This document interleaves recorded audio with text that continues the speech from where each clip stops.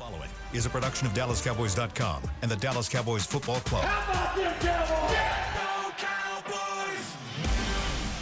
This is Mick Shots, streaming live on DallasCowboys.com and the official Dallas Cowboys app. Now, here are Bill Jones, Heckma Harrison, Everson Walls, and Mickey Spagnola.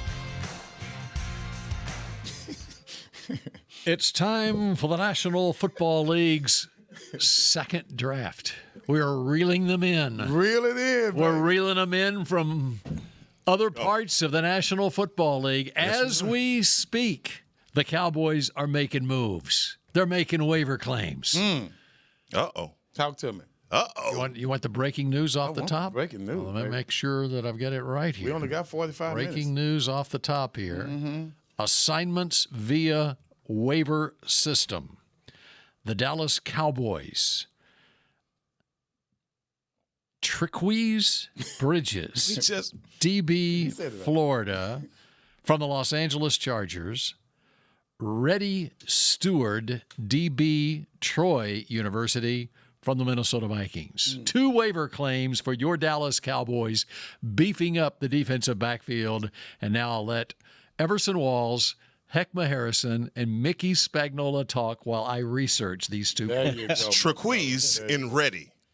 Triquise and Reddy. And we are ready for some football. Yes, we are. So did they have to release 2 guys? Well, that's got to happen by 3 o'clock this afternoon. That's why the NFL makes it a noon waiver claim, and then they've got 3 hours to get back to the 53. Oh, wow.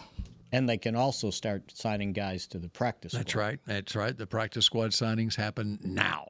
So As we speak. Mickey, so when you claim someone off waivers, automatically to the 53? Yes. Oh, yeah. So that means these guys they're on the team. that made it, I made it, may not have. You know, yeah. You know what I Sure. always say today? What's that? Don't go out and buy a house. Right. Not today. Not today. Today. Not today. And- When can you go? Not, Wait not till at 3 least o'clock. Monday. Oh, Monday? Monday. 3 o'clock. Okay. 3 o'clock. Yeah. And Triquise Bridges and Reddy Stewart, 21 hours ago, they found out they were out of a job, and here we are 21 hours later. Nope, I've got a new job in Dallas, and yes, you are on the 53-man roster. Wow. And somebody's not going to be. At Well, I know 3 o'clock. somebody who's not that. I kind of saw things coming. I guess you guys did too. McQuame. Yeah, Kwamu. Kwamu. Yeah. I knew when they were playing him into that third quarter. And where was he playing? Safety. Safety. Yeah. It's like not good. Not good. I knew something. I knew that was not good for him to be playing that late into that last preseason game. What does he have? You would think. What does he have to prove? Yeah. He's a veteran. We talk about the interception that he always has in preseason. Go ahead. Let me, before we dive into all that, there's another side to this pancake. Okay, the Cowboys, obviously, they've got a 16-man practice squad to fill out. Yeah.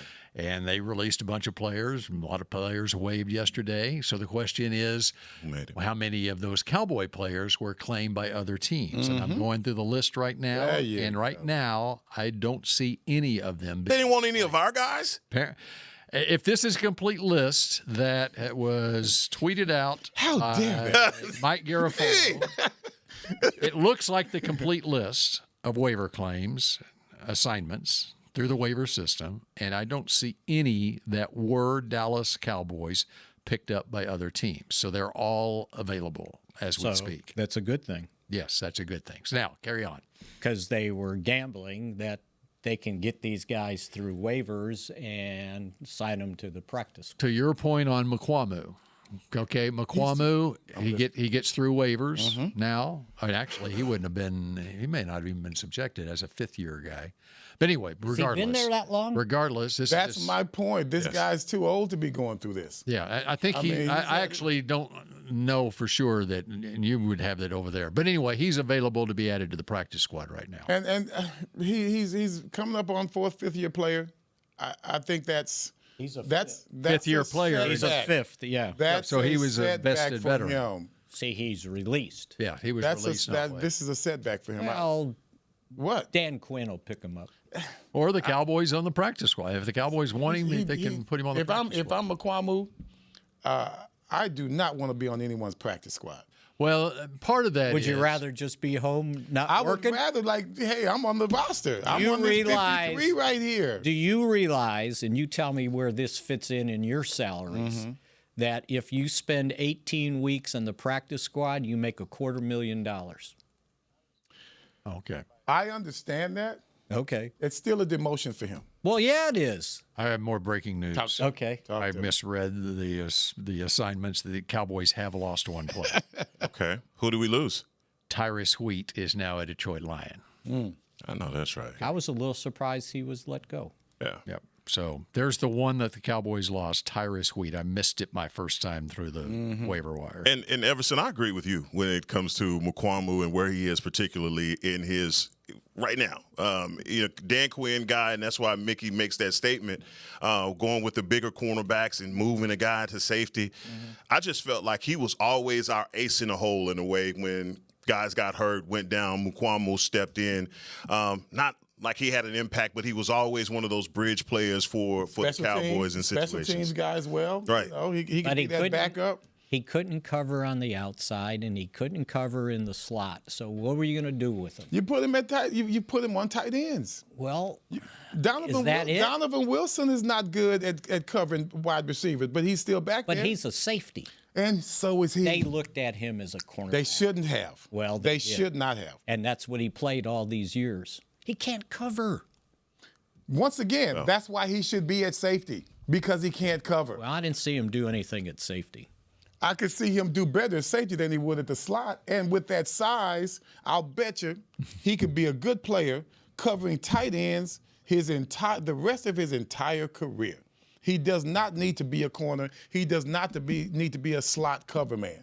That's not him. Yeah. He's too big. Yeah. He needs to be the guy helping the guy on the slot. Well, maybe somebody will pick him up and put him at safety. All right. How tall is McQuamu? 6'4", 6'5". Trequise Bridges is 6'2.5". The DB that the Cowboys have claimed off waivers from the Chargers.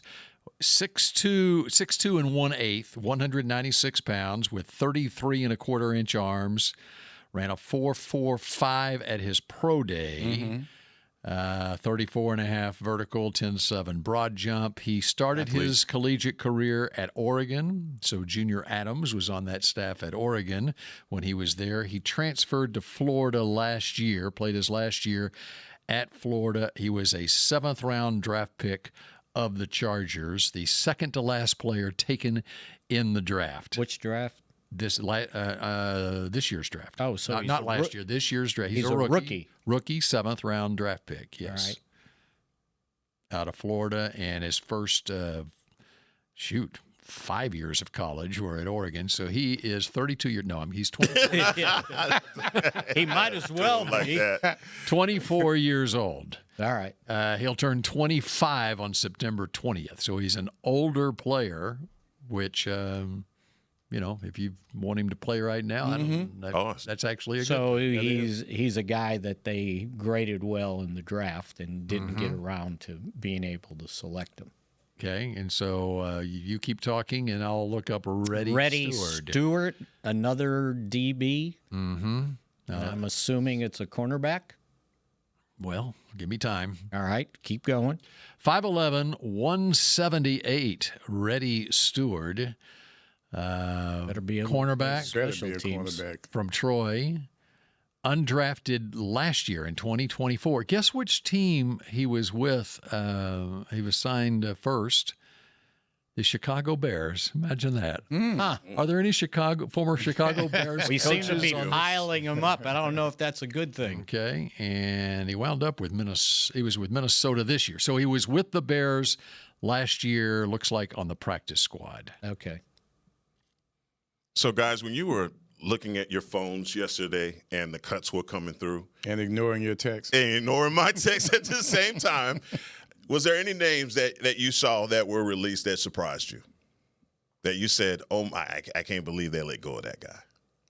No. No surprises? In my opinion. No? Yeah. McQuamu. Mukuamu was your guy. You should been at training camp watching practice. Once again, he was misplaced. He is at the wrong position. And why you can't see that from a guy who, not you, but why the organization can't see that from a 6'4" player. With that kind of, for a 6'4" player, he's got good athleticism. For a guy covering a tight end or maybe a fullback, which is what safeties mostly do, he can do that. And why didn't they want to insert him into that? I don't know. Because you got, once again, Wilson, a guy been starting for us for years, can't cover himself in bed.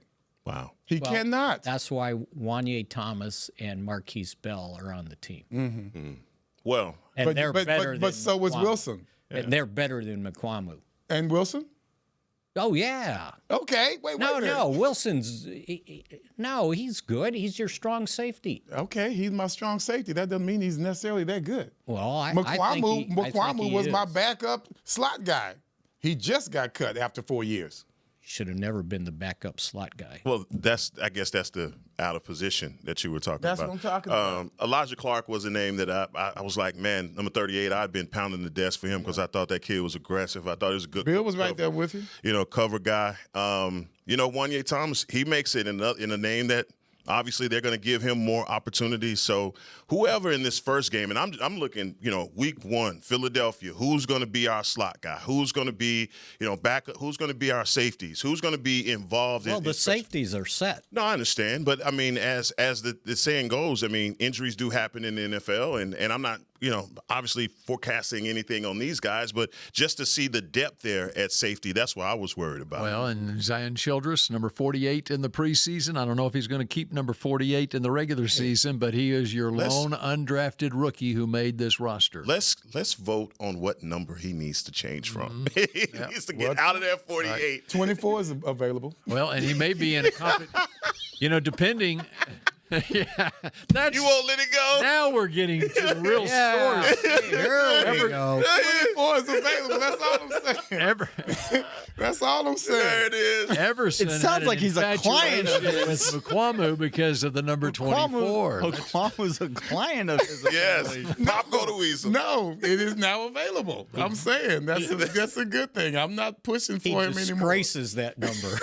By the way, Reddy Stewart, who was a Minnesota Viking in the preseason, at 5'11", 176, sounds like it's slot corner material right there. Yeah. And so depending on the readiness of a Trayvon Diggs, we could be looking at a Zion Childress or a Reddy Stewart starting in the slot against the Eagles a week from tomorrow. Does that give you guys any pause thinking about a rookie playing the slot position? I'm not. Yeah. I'm not nervous at all about him after seeing him in Well, preseason. who are you going to put there?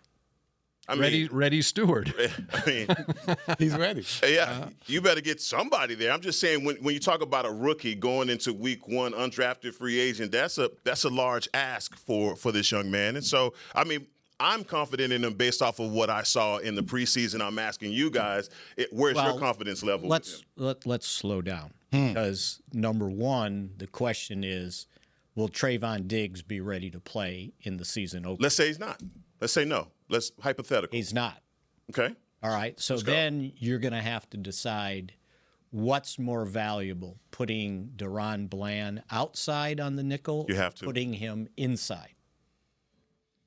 And your option on the outside is Kyer Elam. Yeah. And you already got Kyer Elam playing, and so Andrew Booth is your next guy outside. I don't like that either. So your combination is Elam and Booth in the nickel.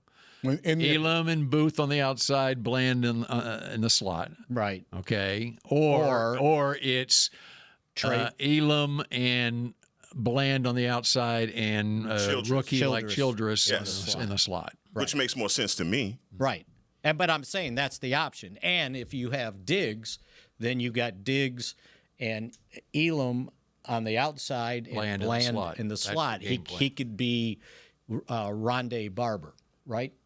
Remember, Barber played both for Tampa Bay. He could try to be Rondé Barber. Well, I'm saying that role that you're on the outside in base and you move to the slot. But I guess inside. I guess the thing that I'm really curious about Deron Bland is after seeing the success that he had on the outside, with the interceptions and house calls that he had, why if we have Bland and Diggs, that the obvious move would be to move him to the outside, and you have a guy that you feel is serviceable to be the slot corner. I mean, when he comes back, this is going to be the first time in a long time you had these two guys healthy at the same time. A lot of it has to do with what they trust Elam to do. Mm-hmm. If they think Elam can play outside on the nickel, then you move Bland inside. He's played the nickel before here. And the idea is you're getting just like what you try to do on your offensive line. You get your 5 best offensive linemen on the field. You try to get your 3 best cornerbacks on the field.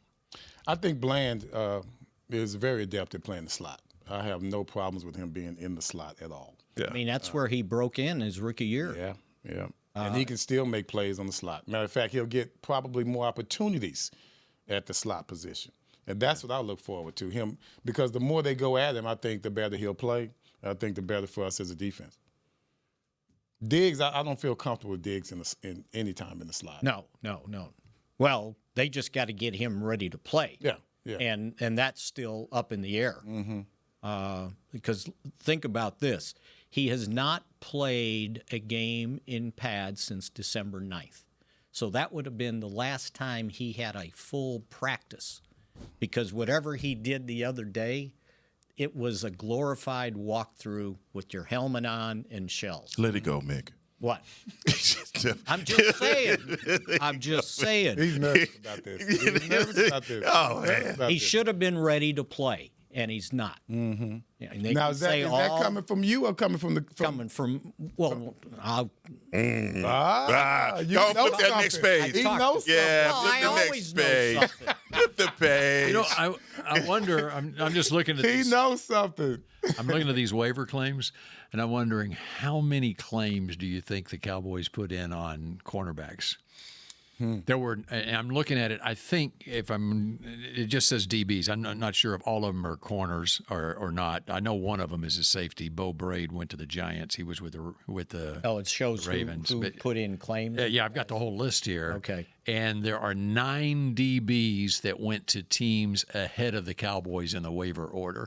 I wonder if how many of these DBs the Cowboys put in claims on, because you can prioritize them. Yeah. If you already get your couple of corners, you aren't getting everybody that you put a claim in on if they happen to be there. Right. At number 12 in the position, same as the draft order is what your waiver claim order. Are you seeing that also on defensive tackles? Now, defensive tackles, let me go through. Yeah, that's where the I'm not seeing, Detroit, which is one of the last claims. Tyler Lacey is defensive tackle, went to Detroit. And the other one they picked up was Wheat from here in Dallas. Baltimore cut a defensive tackle. Okoye, and he was not picked up, it doesn't look like. Good player? 300, big guy. I don't know. He's 370. He was... I think I read that. Yeah. Other D tackles. I am not seeing any other defensive tackles that were claimed. Nope. That's it. Only one, and it was Detroit. So they're a fair game right now. Oh. Do we need one? What do you think? Yeah. I want to hear from you guys. I want to hear from you. That was rhetorical. I just don't want to bring in he's a big guy. I just don't want to bring that in. You know, we did that last year. That's why there was nobody claimed, because there wasn't anybody worth claiming, They're just big guys. or they don't get released, right? Because everybody wants a big body, right? So, and by the way, for this whole thing on Mozzie being here or whatever, sometimes when you put your roster together, you're also looking at the salary cap. Okay, Mozzie's cap number in his his third year is $3.6 million. He signed a 4-year guaranteed contract total. Mm-hmm. If they get rid of him, they're going to get charged $7.8 million in dead money. Mm-hmm. So sometimes you look at it and go, okay, for 3.6, I got a guy. If I don't have him, it's going to cost me over 2 years, $7.8 million. Sometimes you look at the money. A lot of times. Sometimes all the time you look at the money. And You know who this owner is? The owner of this team? and well, it's not his money; it's the Cowboys' money. Oh, don't tell him that. Well, no, he would be the Yankees if he could just spend whatever he wants to spend. But there is a salary cap, and that's why we're sitting here with Micah Parsons not getting an extension. Because of the cap? Well, it's going to cost at some point. Of course. It would be to the Cowboys' benefit for this year if he signed an extension, because you give him a signing bonus, and then the base salary this year is basically a minimum plus the proration of whatever the signing bonus is over 5 years. So they would make money on the cap for this year. But next year counts, right? Next year counts for CeeDee Lamb and Dak Prescott for salaries that they owe. And so there's a lot of times when they release some of these, not waive, the veteran-type guys. Remember, if those guys are on the roster the first game of the season, it's guaranteed. So if you cut them in week 3, they get their salary. So that's why a lot of those guys you see that are vested getting released now, you may bring them back on the practice squad if you can. And then you get 3 elevations for those guys a year off the practice squad. But, Mickey, you got to forgive me for this, because when the case of Bonzi, and I'm not one of those people that have been hard on him on Bonzi, but I think from a production standpoint, there's still a lot to be desired from him. Well, sure. He hasn't helped you interior-wise. You've bought in guys, a 7th-round pick. But is it worth, when you're looking out there what's available, to cost you $7.8 billion? But is it? Well, I guess the question is, he's not taking a spot for somebody. Eberflus, who is implementing a new defense, and he already knows that he has a guy that is being blocked out of the hole consistently down the field. That's hurting Sanborn, Murray, and everything else that you're trying to do. Well, that doesn't mean he's going to play 40 snaps a game. So the $7 million to you is worth it. Well, I'm saying I'm taking a look at a backup, basically, for $3.6 million. Okay. Otherwise, it's going to cost, like you say, trade him. Well, if you trade a guy, then everything goes forward. It'll cost you $7.8 million. So you're saying for this year, because it's going to cost you $7, then next year, you're in a better position. Next year, it only costs you probably 3.5 or almost 4. Did you hear the words from Shadi? Yeah. Regards his conversation with him, and he was right, because the practices last week he did a nice job. Now it was against your own guys, right, but he's got to be consistent. You can't make a play and then 2 plays get pushed back 5 yards. And when you look at the games he's played in, he hadn't really been playing against many starters. Right. And yet he still hadn't produced as much as we'd like. That gives me pause. Everson, when you came into the league, man, did you have somebody like a big brother, somebody that gave you the rules to what was going on in the league, somebody that got to you early and at least sparked the fire for what it was going to be for you as a pro? Because to me, that's what I'm looking at this guy, and I feel like that's what he needs. I had an idea already of what it took. Yeah, I went to Grambling, so I saw what Doug Williams had to go through and all of that. So when you see people going ahead, they inspire you. They also show you the roadmap. But one guy that there was for him is no secret, Ron Springs. Ron Springs was there for me. He was the guy that was mentoring us, my roommates. He would come in and talk to us, myself and Michael Downs, and he would just talk to us about what it's like to be a pro. Yeah. And the things that you can do for yourself once you make the team. He had all the confidence in the world that both of us at that time were going to make the team. He had more confidence in that than I did. Wow. But, that was by the grace of God that he was there for us, so we knew what was going on in that regard. Yeah. But that's not what he's missing. That's not what he's missing. I mean, if you have your coach talking to you, that's all you need. I never had Tom Landry say a word to me, or Michael Downs for that matter. Yeah. So when you're talking about someone to guide you, if Tom Landry sat down and talked to me the way Shadi just sat down and talked to Smith, I would have been probably much better and more confident in what I did. Did he talk to you your rookie year? Did he know you were there? Hell no. He never. No, you know this. See why you messing with me? See, he's messing with me because right? he knows better. Yeah. But no, he was smiling before he asked the question. There's probably 70 cornerbacks. It was 25 of us, rookie DBs. He can't even get around to me. We couldn't even make it through all the drills. There was so many of them. You didn't get a turn. You wouldn't. You Get a wouldn't rep. get a turn. You were 16th in line. There were times it just wasn't enough time. They had to thin the herd, man. All right, and by the way, we go to break here. There are a couple of moves that the Cowboys would likely make to clear the roster space for these two cornerbacks that they've claimed. Phil Maffa is a guy that is likely going on injured IR reserve. return. Yep, and Kalen Carson would be the other one. Right. They need to do that by 3 o'clock this afternoon. So all the others that made the team, they might be able to breathe easy, but not until we want. Well, one guy they were going to bring back, though, C.J. Goodwin. Oh, yeah, C.J. Goodwin. Well, now what you can do with C.J. Goodwin and with Will Greer is you can have them on the practice squad Right. and then elevate them come game day if you want to. And you can pay them what you want. Right. So Because they don't have and to they get elevated, they get their Go back to 53 pay anyway. Yes. So Yes. All right, we continue with more Mick shots in just a moment. Miller Lite, the legendary light beer. The originator, the inventor. If this beer could talk, it'd tell stories about that one time, that night, that one guy, that one gal. Writing a story 50 years long and 50 million friends wide. Because legendary stories start with a light. Here's to 50 years of Miller time. Celebrate responsibly. 2025 Miller Brewing Company, Milwaukee, Wisconsin.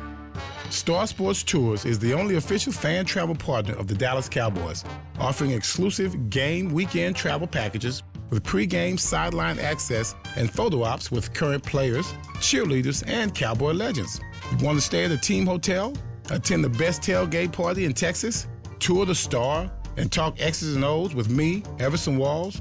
With Star Sports Tours, you can. Visit cowboystravel.com to book your travel package today. AT&T has a new guarantee because most things in life are not guaranteed, like getting through self-checkout by yourself. Warning, each item must be placed in the bagging area. Not guaranteed. Place item in the bagging area. Place item in the bagging area. You know what AT&T guarantees? Connectivity you depend on, deals you want, and service you deserve. Or we make it right. Terms and conditions apply. Visit att.com/guarantee for details. AT&T. Connecting changes everything. The National Medal of Honor Museum is now open in Arlington, Texas, just a few blocks from AT&T Stadium. Immersive exhibits and exciting technology allow you to fly a rescue helicopter mission in Vietnam and have conversations with virtual Medal of Honor recipients. Come be inspired by these incredible stories of ordinary Americans who did the extraordinary. Get your tickets at mohmuseum.org. Back to Mick Shots. Are you a Cowboys super fan? Yes. The search is on for the 2025 Fan of the Year presented by Captain Morgan. Now through September 29th, nominate extraordinary NFL fans, dynamic duos, and game changers who rep the Cowboys with pride and turn every game day into an unforgettable adventure. You could be sent to Super Bowl 60. Enter to win at NFL.com/fan of the year today. How do you be a dynamic duo as a fan? I don't know. You two people. Yeah. That would be two people. Yeah. That's how you double up. Yep. Okay. All right. Solve that problem. All right. Thank you. All right. Amongst the waiver claims, there were a bunch of quarterbacks that were waived or released yesterday, and only one has been claimed, and that was Tommy DeVito. Late of the New York Giants, he was claimed by the New England Patriots. So all the other quarterbacks are out there. Mike White's still there? Mike White is still there. And so, currently on the Cowboys roster, you've got Dak Prescott and Joe Milton. And you're excited about that, Mick. I know it. What's that? The number 2 quarterback. Milton's number 2? Yeah. I gives. Did you see anybody? anybody? Like a baby. You mentioned Mike White. Did Mike you see White anybody was the that only was name let go? Okay. The only name that I went, oh, okay, Okay. might be worth a look. Okay. But you would think that Will Greer's probably getting signed to the practice squad. Mm-hmm. Right. And he knew that was coming. Yeah. But there was really no. I mean, before all those cuts, I wrote down who got released earlier. Mm-hmm. Brett Rippin, Dorian Thompson-Robinson, Ben DiNucci, Ryan Pratt, Dresser Wynn, Nate Sudfeld, Logan Woodside, Tyler Huntley, Adrian Martinez. Wasn't he a USFL guy? Didn't he play here? No. No. Where was he? I He recognize played at the name. Nebraska. Quarterback at Nebraska. More of a running. Oh, that guy. Yeah. Ben Wooldridge. And that was before whatever. Tyler Huntley apparently is signing with the Ravens. Yeah, I saw he got released. Yeah. And then Pickett got traded To Las Vegas. to the Vegas. And I looked up his stats. 3 years. He didn't have a very good win-loss record. 15 touchdowns, 14 interceptions. I'm sorry.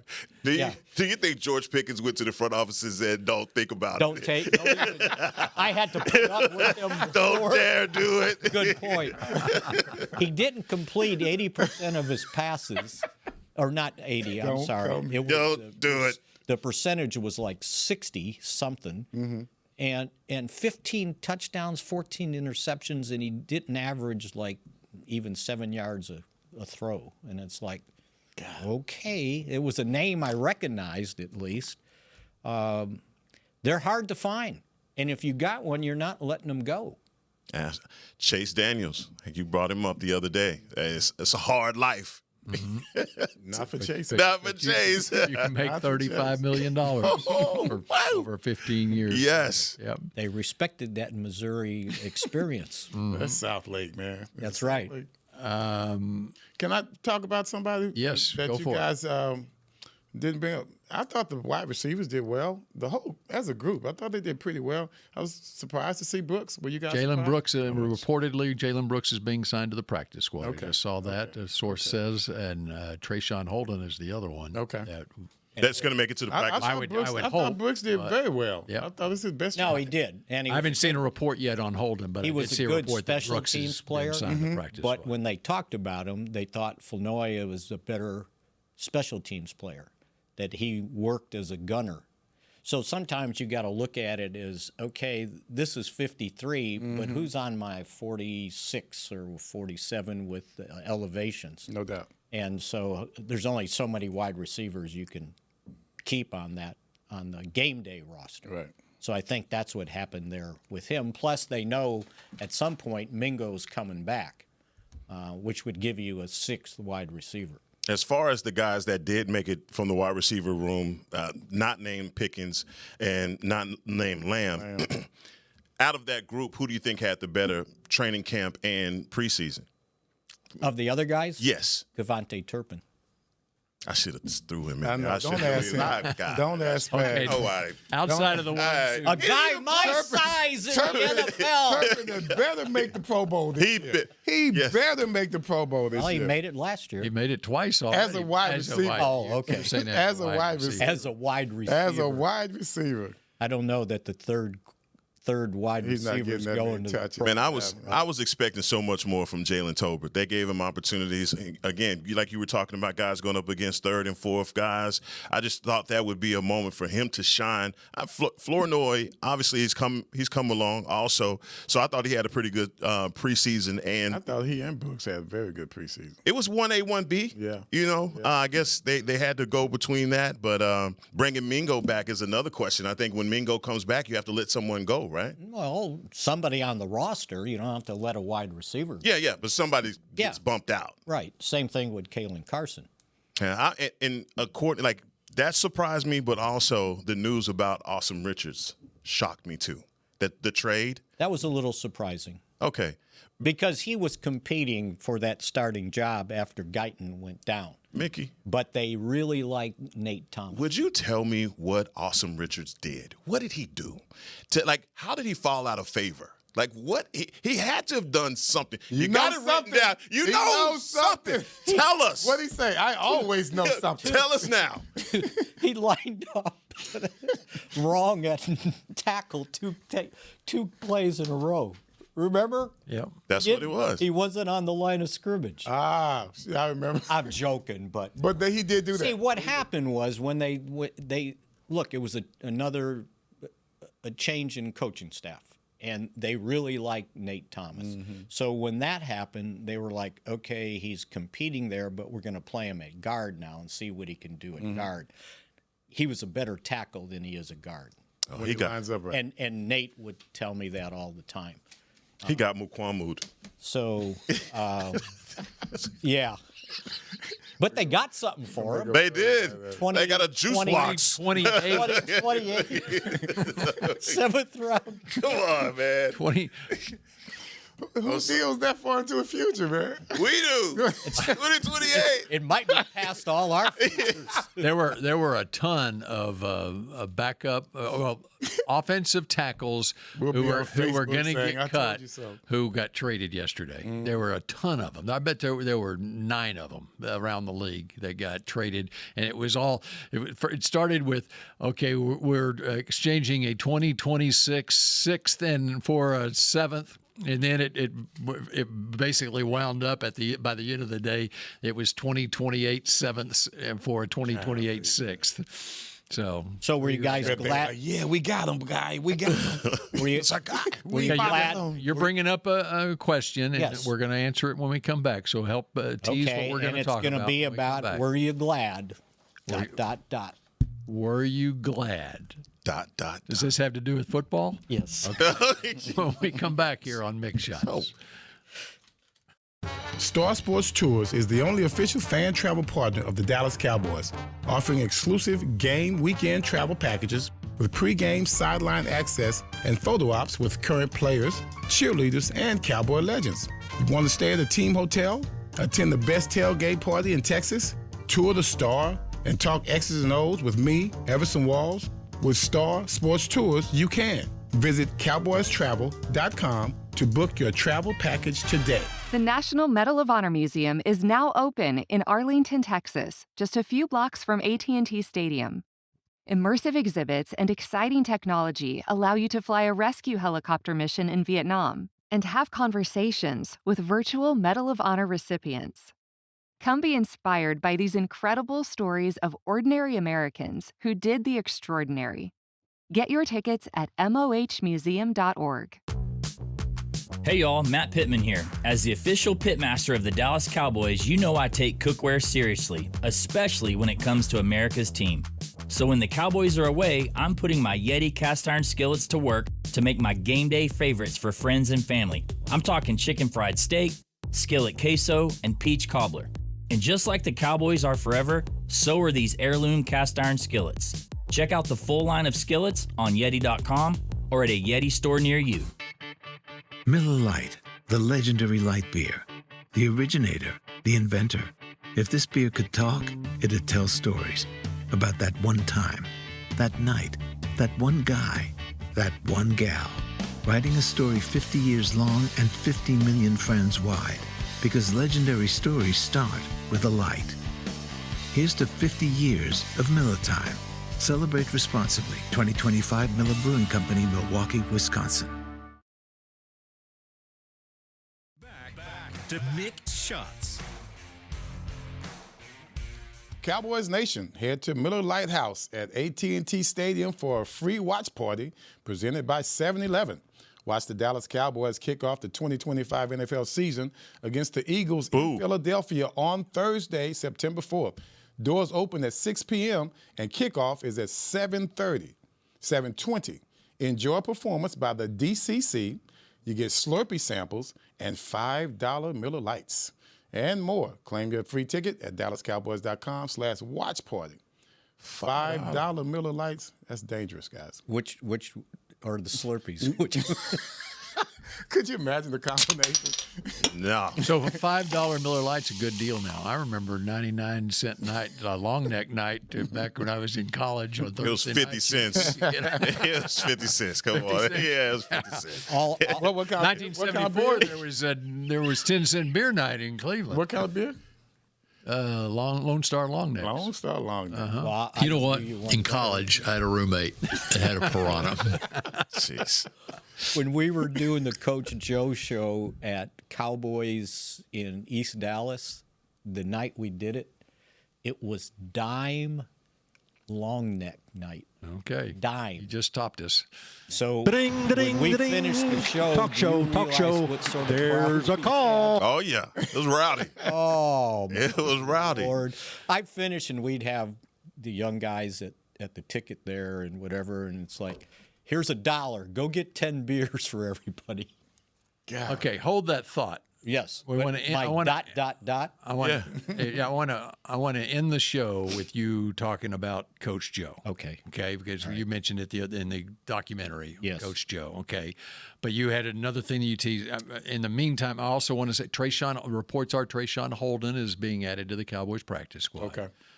C.J. Goodwin, as expected, will also be signed to the practice squad. So go ahead. And so they made room for those guys, put Goodwin on the practice squad, and elevate him each game. Mm-hmm. But then you get a 3-game max on until that. he gets to 3 games, and then they got to sign him. Were you glad that they kept Perrion Winfrey? Yes. Yes. Tell us about his background. Well, he's an Oklahoma Sooner. Yes. He knew that.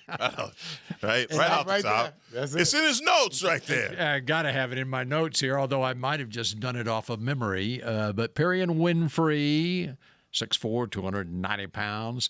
In fact, Coach Schottenheimer told a great story yesterday about they brought him in. And this is not what you asked, but yes. He played in the UFL this past spring for the Birmingham Stallions. Had some issues along the way, but originally was with Cleveland and played 13 games in 2022 with Cleveland. And then he was with Aaron Whitecotton, the current defensive line coach with the Jets in 2023, then was out of football and then worked his way back. But yesterday, Schottenheimer said they called him in and Will McClay was in the office. And, they call in the people that they're going to cut. And so he's thinking he's going to get cut. As a matter of fact, I think he put it out there because everybody knew he was cut before he even went into the meeting. How did that? That's what I was about to ask. How did everybody get that wrong? Well, because he probably posted, or his agent posted, that he's getting cut because he got the phone call. Yeah. They wanted to see him in his office. Agent was on it right away. And then agent was on it right away. And then they got okey-doked. And Schottenheimer said that if he doesn't say so himself, he did a pretty good acting job on it. And so he basically told him that this is one of the toughest days that as a head coach, you hate to have to do this, but you made the team. But fortunately, that doesn't apply to you. And he said it got very, Perrion got emotional. Schottenheimer got emotional. Will McClay got emotional. And I would just wish there was a camera in the room. So what's his story? Well, I mean, he's battled back from adversity and now is back in the NFL. I mean, had to go the spring league route. And so... And he played like a guy that was battling for a position. That's right. He was not out there Cadillacing. I mean, you saw every rep that 99 was in on. He took advantage of it. I mean, I had questions for him and number 51 Brown. And by the way, he's getting signed to the practice squad too. Man, I thought that he had a great showing. He got hurt the last week. He didn't even practice. Yeah. So, I mean, it was between those two, but I think Perrion Winfrey is definitely going to be a rotational piece that Cowboy fans will be happy about. Well, and it was a really good story, and the other part that Schottenheimer pointed out was near the end of the game when they were in goal line, he was the one shouting and screaming to try to get everybody motivated to play that snap. And you're thinking a guy that's what he's been through and how much this meant to him. Yeah. He was trying to be a leader out there, and I think that boded well for him. And I'm trying to find the quote. What about my HBCU brother? When Schottenheimer linebacker. Which one? James Houston? Yeah. He made it. No, defensive end, right? Was he defensive end? Yes, he's defensive end. Sorry. Jackson State. Defensive end. Jackson State. Defensive. He made it. Yep. Yeah. Yeah. I thought he was linebacker. No, he's defensive end. My bad. Yeah, we're going to call him a defensive end because once he gets to the point of being a franchise tag player or he's which was another defensive thing. end money is not as great as linebacker money now. 12 defensive linemen? No, 11. 11 defensive. Which is another thing that I think Micah's agent is not happy with because they listed Micah for the fifth-year option as a defensive a defensive end. Mm-hmm. And what happens is the teams that play 3-4s, those linebackers are basically defensive ends. Of course. But they're considered linebackers. And if you're designated a linebacker, you make $24 million on a one-year deal, not $21 million as a defensive end. The game's being played. The game's and those are the guys that get paid, right? The defensive.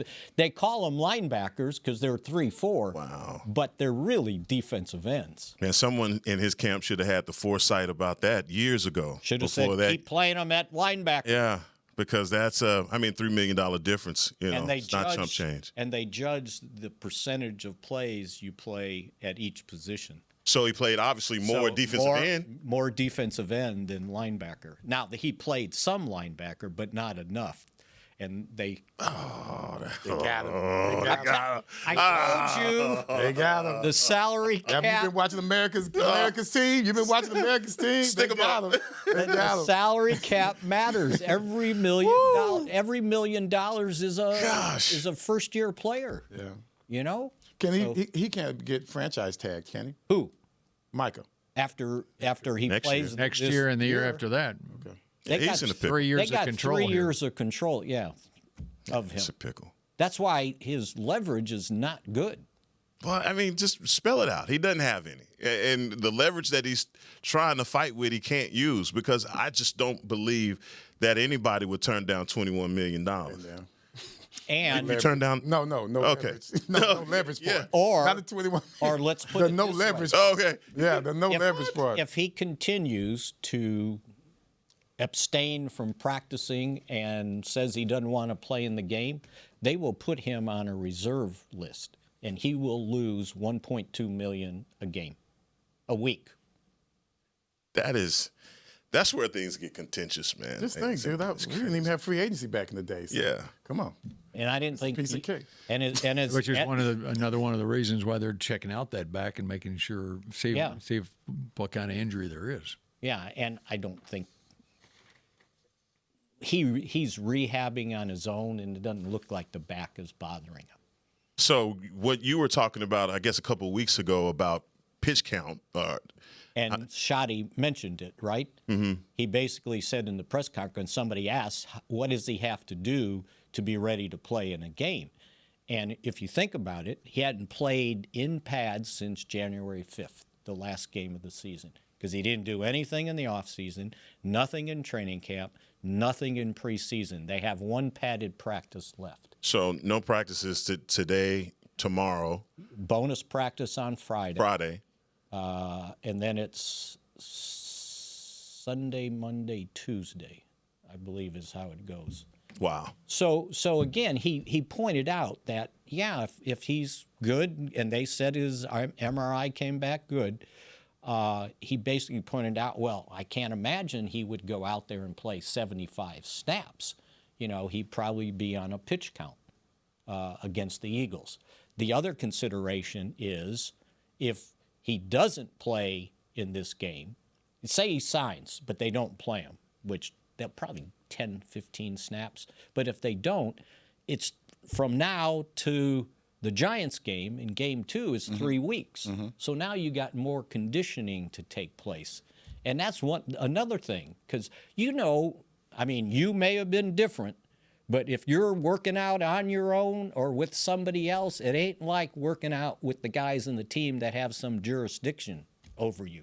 You're paying somebody to work you out. And you say, I woke up on Monday, I don't feel it. I'll call in and tell him we're canceling. And that guy's going to go, hell no. No, you're paying him. He'll just agree with you. Are you discrediting the mental reps? Is that what you're doing? There's not enough mental reps in the world. That mental rep ain't going to help your hamstring. Yeah. Okay?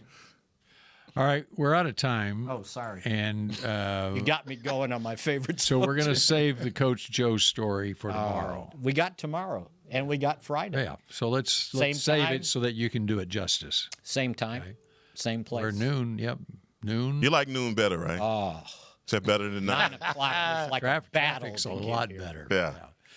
All right. Good. So let's do it again on Thursday at noon here on Mick Shots. Go Cowboys. This has been a production of DallasCowboys.com and the Dallas Cowboys Football Club.